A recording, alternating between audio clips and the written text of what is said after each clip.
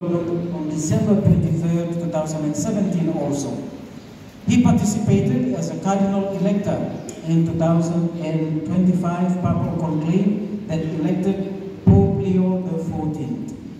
And if you didn't know, he also speaks the Megeo language fluently, and he's very proud of it. Ladies and gentlemen, join with me in welcoming His Eminence Sir John Cardinal Ribat, MSED.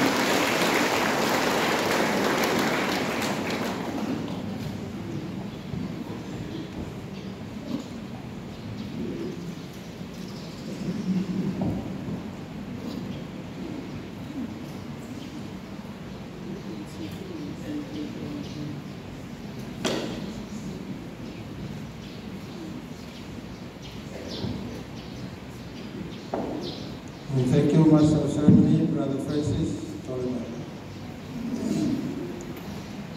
This is an important moment for us, for the Archdiocese, and for all of you, our teachers, and also students. It's an important moment, as this is the first symposium on education that is held here in the Archdiocese. Again, I thank the committee who worked hard for this. Our Education Secretary Paula and Victor Pinel and Swami and the team, also Brother Anthony. We have been working together to ensure that this happened. Today we are grateful that it has happened. We thank God. And so I greet you with the peace and love of Christ as we gather for this important symposium under the theme Service Learning in Catholic Education. It is truly a blessing to see over 700 dedicated teachers and partners from across the National Capital District and the Central Province united in our mission to nurture and guide our young people in faith and the knowledge. Our Catholic education system is founded not only on academic excellence, but on the integral formation of the whole person, mind, body, and spirit. This holistic approach is vital as we strive to form disciples of Christ who live out the gospel in their daily lives. It is here that service learning becomes a profoundly powerful tool. Service learning enriches faith formation by moving faith beyond words and worship into lived experiences of love, compassion, and justice. When students engage in service, they encounter Christ in the least of these, and that is in Gospel of Matthew 25, verse 40. Deepening the understanding of God's call to serve others selflessly.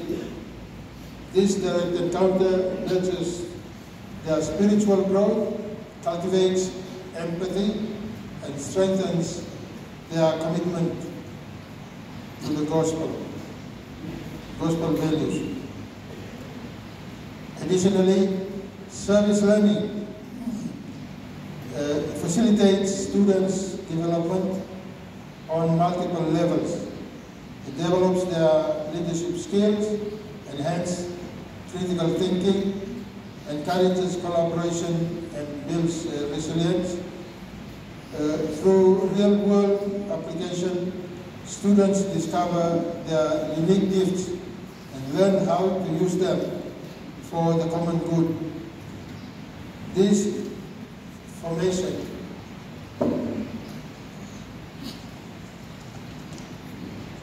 nurtures responsible citizens who are not only academically competent, but morally grounded and socially committed.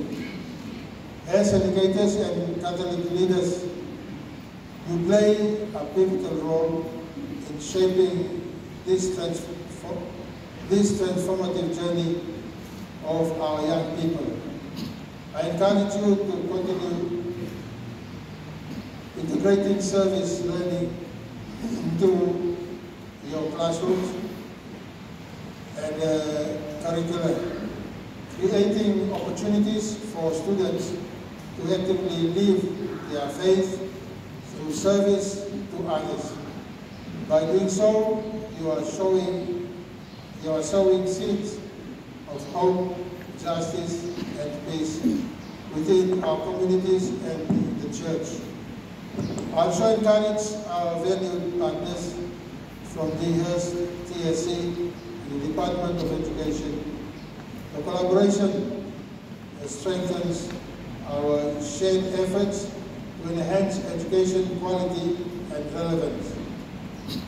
Together, we can ensure that Catholic education remains a beacon of faith, hope, and love in Papua New Guinea.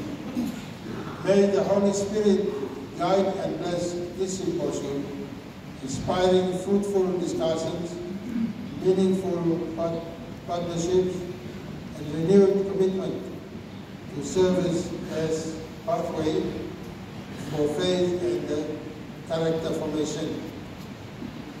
And at this juncture, I now declare the Archdiocese of Port Moresby First Catholic Education Symposium open.